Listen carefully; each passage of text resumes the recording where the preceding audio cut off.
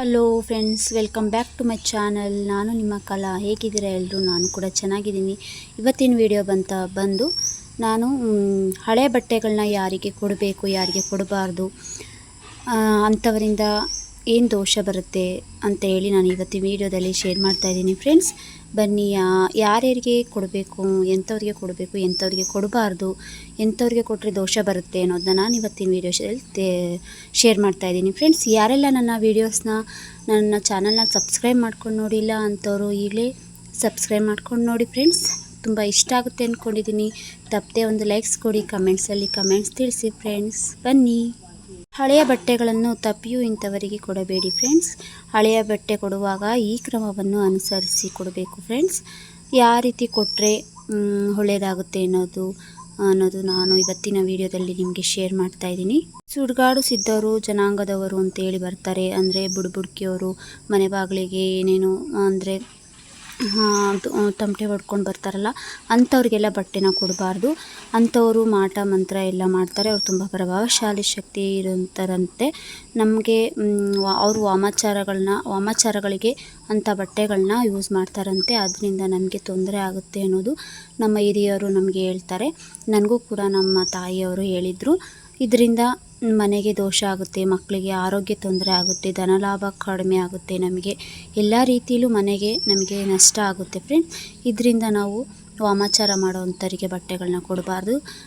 ಅಂತಂದರೆ ಬುಡ್ಕಿಯವರು ಮನೆ ಮುಂದೆ ಶಾಸ್ತ್ರ ಹೇಳ್ತೀವಿ, ಒಂದೆರಡು ಬಟ್ಟೆ ಕೊಡಿ ಅಂತ ಕೇಳ್ಕೊಂಬಂದವರಿಗೆ ಖಂಡಿತ ನಾವು ಬಟ್ಟೆಗಳನ್ನ ಕೊಡಬಾರ್ದು. ಅದರಿಂದ ಅವರು ವಾಮಾಚಾರಕ್ಕೆ ಬಳಸ್ಕೊತಾರೆ, ಮಾಟ ಮಂತ್ರಗಳಿಗೆ ಬಳಸ್ಕೊತಾರೆ.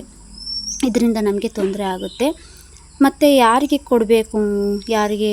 ಕೊಡಬೇಕು ಅಂತ ಹೇಳ್ತಾರೆ ಅಂತಂದರೆ, ಮನೇಲಿ ಚಿಕ್ಕ ಮಕ್ಕಳಿರ್ತಾರೆ.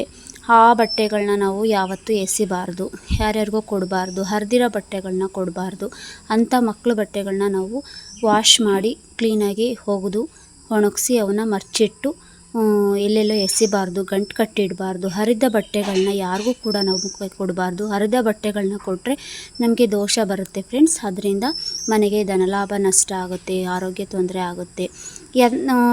ಯಾರಿಗೆ ಕೊಡಬೇಕು ಅಂತಂದರೆ, ನಾವು ಬಟ್ಟೆ ಬಡವರು ಇರ್ತಾರೆ, ಅಂಥವ್ರಿಗೆ ನಾವು ಬಟ್ಟೆಗಳನ್ನ ಕೊಡಬೇಕು. ಬಟ್ಟೆಗಳನ್ನ ಚಿಕ್ಕ ಮಕ್ಕಳು ಬಟ್ಟೆಗಳನ್ನ ನಾವು ಹಾಗೆ ಬಿಸಾಡಬಾರ್ದು. ಹರಿದ ಬಟ್ಟೆಗಳನ್ನ ಮಡಗಬಾರ್ದು, ಗಂಟಿಡಬಾರ್ದು. ಕೊಡುವ ಬಟ್ಟೆಗಳು ಯಾವತ್ತೂ ಶುದ್ಧವಾಗಿರಬೇಕು. ಯಾವತ್ತೂ ಅದು ಗುಂಡಿ ಬಟನ್ ಆಗಲಿ ಯಾವುದು ಕಿತ್ತೋಗಿರಬಾರ್ದು.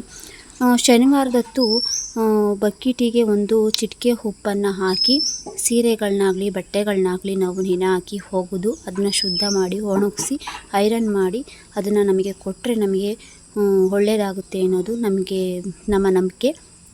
ಹರಿದ ಬಟ್ಟೆಗಳನ್ನ ಕೊಡಬಾರ್ದು, ಗುಂಡಿ ಕಿತ್ತೋಗಿರಬಾರ್ದು, ಕಲೆಗಳು ಇರಬಾರ್ದು. ಇದರಿಂದ ದೋಷ ಬರುತ್ತೆ, ಇದರಿಂದ ಆರೋಗ್ಯ ತೊಂದರೆ ಬರುತ್ತೆ. ಫ್ರೆಂಡ್ಸ್, ನಮಗೆ ಕಲೆಗಳು ಅಂತ ಅಂದರೆ ರಕ್ತದ ಕಲೆ, ಇಂಥವೆಲ್ಲ ಕಲೆಗಳಿದ್ದರೆ ಅವು ನಮಗೆ ದೋಷ ಬರುತ್ತೆ.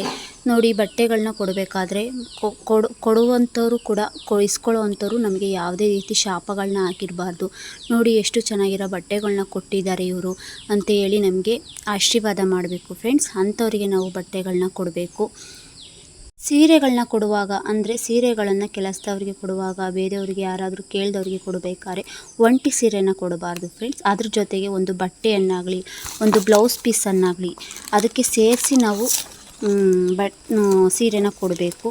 ಆ ಸೀರೆಯಲ್ಲಿ ಯಾವುದೇ ರೀತಿ ಕಲೆಗಳಾಗಲಿ, ಒಂದು ಹರಿದಿರೋದಾಗಲಿ, ಡಿಸೈನ್ ಹೋಗಿರೋದಾಗಲಿ ಯಾವುದೇ ಆ ರೀತಿ ಬಟ್ಟೆಗಳನ್ನ ಕೊಟ್ಟರೆ ಲಕ್ಷ್ಮಿಗೆ ಕೋಪ ಬರುತ್ತಂತೆ, ಧನ ನಾಶ ಆಗುತ್ತೆ ಅಂತ ಹೇಳ್ತಾರೆ. ಫ್ರೆಂಡ್ಸ್, ಇದರಿಂದ ಸೀರೆ ಹರಿದ್ರೆ ಹಾಗೆ ಕೊಡಬಾರ್ದು ಅನ್ನೋದು ಕೂಡ ನಮ್ಮ ಪದ್ಧತಿ. ಯಾರಿಗೆ ಕೊಡಬೇಕಾದ್ರೂ ನಾವು ಬಟ್ಟೆಗಳನ್ನ ನೀಟಾಗಿರೋರನ್ನ ಕೊಡಬೇಕು. ಫ್ರೆಂಡ್ಸ್, ಅವರು ಕೊಟ್ಟರೆ ಎಸ್ತೋಗ್ತಾರೆ, ಅದರಿಂದ ದೋಷ ಬರುತ್ತೆ. ನಮಗೆ ಚೆನ್ನಾಗಿರೋವನ್ನ ಮಡಿಕೊತಾರೆ, ಚೆನ್ನಾಗಿಲ್ದವ್ರನ್ನ ಎಸ್ತೋಗ್ತಾರೆ.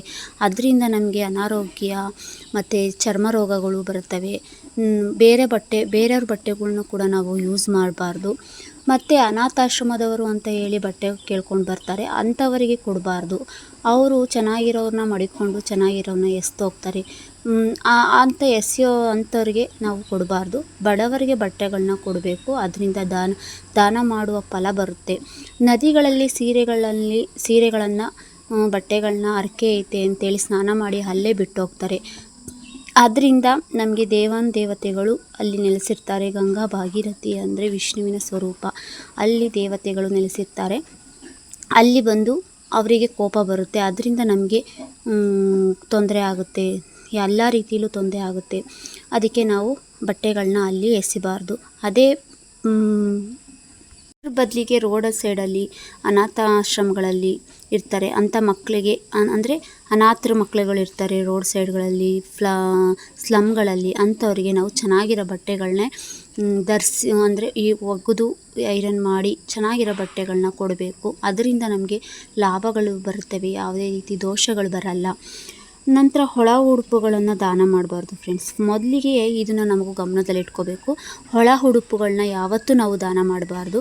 ಅದರಿಂದ ನಮಗೆ ಇನ್ನೊಬ್ಬರ ಬಟ್ಟೆಗಳ್ನು ಕೂಡ ಧರಿಸ್ಬಾರ್ದು. ಅದರಿಂದ ದೋಷಗಳು ಕೂಡ ಬರ್ತವೆ. ಶುಕ್ರವಾರ ಮಂಗಳವಾರ ಸಂಜೆ ಬಟ್ಟೆನ ಕೊಡಬಾರ್ದು, ಮುಂಜಾನೆ ಮಧ್ಯಾಹ್ನ ಕೊಡಬೇಕು. ಏಕೆ ಶುಕ್ರವಾರ ಮಂಗಳವಾರ ಅಂತಂದರೆ ಮಂಗಳವಾರ ಮಂಗಳಗೌರಿ ವಾರ ಅಂತಾರೆ, ಶುಕ್ರವಾರ ಲಕ್ಷ್ಮೀ ವಾರ. ಇದರಿಂದ ನಮಗೆ ಬಟ್ಟೆಗಳನ್ನ ಕೊಟ್ಟರೆ ಅದರಿಂದ ನಮ್ಮನೆ ಲಕ್ಷ್ಮಿ ಹೋಗ್ತಾಳೆ ಅನ್ನೋದು ನಮ್ಮ ರೂಢಿ. ಬಟ್ಟೆಗಳನ್ನ ಗುಂಡಿಗಳಲ್ಲಿ ಎಸಿಬಾರ್ದು. ಅದರಿಂದ ಮಕ್ಕಳಾಗಲಿ ಅಂಥವರಿಗೆ ಮಕ್ಕಳು ಕೂಡ ಆಗಲ್ಲ. ಅದರಿಂದ ಯಾಕೆ ಅಂತಂದರೆ ಅದರಲ್ಲಿ ಬಟ್ಟೆಗಳನ್ನ ಎಸಿರ್ತಾರೆ, ಅದ್ರ ಮೇಲೆ ಹಾವುಗಳು ಹರಿದಾಡ್ತಾರೆ. ಆವಾಗ ನಾಗದೋಷ ಅಂತೇಳಿ ಒಂದು ಕೂಡ ಬರುತ್ತೆ. ಅದರಿಂದ ಮಕ್ಕಳಾಗೋಕ್ಕೂ ತೊಂದರೆ ಬರುತ್ತೆ. ಮತ್ತು ಚರ್ಮ ರೋಗ ಕೂಡ ಅದರಿಂದ ನಮಗೆ ಬರುತ್ತೆ.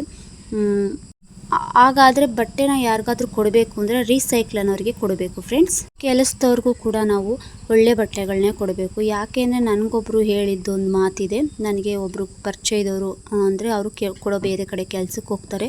ಅವ್ರ ಕಡೆ ಓನರು ಒಂದೆರಡು ಬಟ್ಟೆಗಳು ಕೊಟ್ಟಿದ್ರಂತೆ. ಅವು ಒಂದು ಗಂಟು ಕಟ್ಟಿ ಬಟ್ಟೆಗಳನ್ನ ಕೊಟ್ಟಿದ್ರಂತೆ. ಅದರೊಳಗೆ ಅರ್ಧ ಚೆನ್ನಾಗಿದ್ವಂತೆ, ಅರ್ಧ ಒಳ ಉಡುಪುಗಳು ಎಲ್ಲ ಇದ್ದು.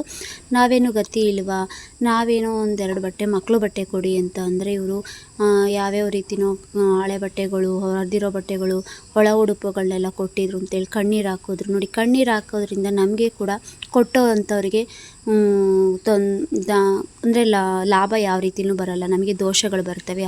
ಅವರು ನಮಗೆ ಶಾಪ ಹಾಕೋ ರೀತಿಲಿ ಕಣ್ಣೀರು ಹಾಕ್ತಾರೆ. ಅದರಿಂದ ನಮಗೆ ದೋಷಗಳು, ಮನೆಗೆ ಲಾಭಗಳು ಕೂಡ ಬರಲ್ಲ. ಯಾವುದೇ ರೀತಿ ಕೆಲಸ ಕಾರ್ಯಗಳನ್ನ ಮಾಡೋಕ್ಕಾಗಲ್ಲ. ಎಲ್ಲದರಿಂದನೂ ತೊಂದರೆ ಆಗುತ್ತೆ ಫ್ರೆಂಡ್ಸ್. ಹಾಗಾಗಿ ನಾವು ಬಡವರಿಗೆ, ಅನಾಥಾಶ್ರಮದವರಿಗೆ, ಅಂದರೆ ಸ್ಲಮ್ಗಳಲ್ಲಿ ಏನಿರ್ತಾರೆ ಅಂಥವರಿಗೆ, ನಮಗೆ ಬೇಕಾದಂಥವರಿಗೆ ಹಳೆ ಬಟ್ಟೆಗಳನ್ನ ಕೊಡೋ ಬದಲಿಗೆ ಹೊಸ ಬಟ್ಟೆಗಳನ್ನೇ, ನಮಗೆ ಈಗ ಒಂದು ಡ್ರೆಸ್ನ ಹಾಕ್ಕೊಂಡಿರ್ತೀವಿ, ವರ್ಷಗಟ್ಟಲೆ ಹಾಕ್ಕೊಂಡಿರ್ತೀವಿ, ಆದರೂ ಚೆನ್ನಾಗಿದೆ. ಯಾವುದೇ ರೀತಿ ಬಟನ್ ಆಗಲಿ, ಅಂದರೆ ಪ್ಯಾಂಟ್ಗಳಾಗಲಿ, ಯಾವುದೋ ಒಂದು ಸೀರೆಗಳಾಗಲಿ, ಡಿಸೈನ್ಗಳಾಗಲಿ ಯಾವುದೋ ರೀತಿ ಹರಿದೋಗ್ದಲೇ ಚೆನ್ನಾಗಿದ್ದರೆ ಅಂಥ ಬಟ್ಟೆಗಳನ್ನ ನಾವು ಯಾವ ರೀತಿ ಕೊಡಬೇಕು ಅಂತಂದರೆ, ಒಂದು ಬಕೆಟ್ಗೆ ಉಪ್ಪಾಕಿ, ಶನಿವಾರದಂದು ಉಪ್ಪಾಕಿ ತೊಳೆದು ಒಣಗಿಸಿ ಅಂಥವನ್ನ ಬಟ್ಟೆಗಳನ್ನ ಕೊಟ್ಟರೆ ನಮಗೆ ಯಾವುದೇ ರೀತಿ ದೋಷಗಳು ಬರಲ್ಲ. ನಮ್ಮ ಪಾಪ ಕರ್ಮಗಳು ಅಲ್ಲೇ ಪರಿಹಾರ ಆಗ್ತವೆ ಆ ನೀರಿನಲ್ಲಿ ಅನ್ನೋದು ನಮ್ಮ ಪದ್ಧತಿ. ಈ ವಿಡಿಯೋ ನಿಮಗೆ ಇಷ್ಟ ಆಗುತ್ತೆ ಅಂದ್ಕೊಂಡಿದ್ದೀನಿ ಫ್ರೆಂಡ್ಸ್. ಇಷ್ಟ ಆದರೆ ಒಂದು ಲೈಕ್ಸ್ ಕೊಡಿ, ಕಮೆಂಟ್ಸ್ನ ತಿಳಿಸಿ, ಫ್ರೆಂಡ್ಸ್ ಆ್ಯಂಡ್ ಫ್ಯಾಮಿಲಿಗೆ ಶೇರ್ ಮಾಡಿ ಫ್ರೆಂಡ್ಸ್. Thank you.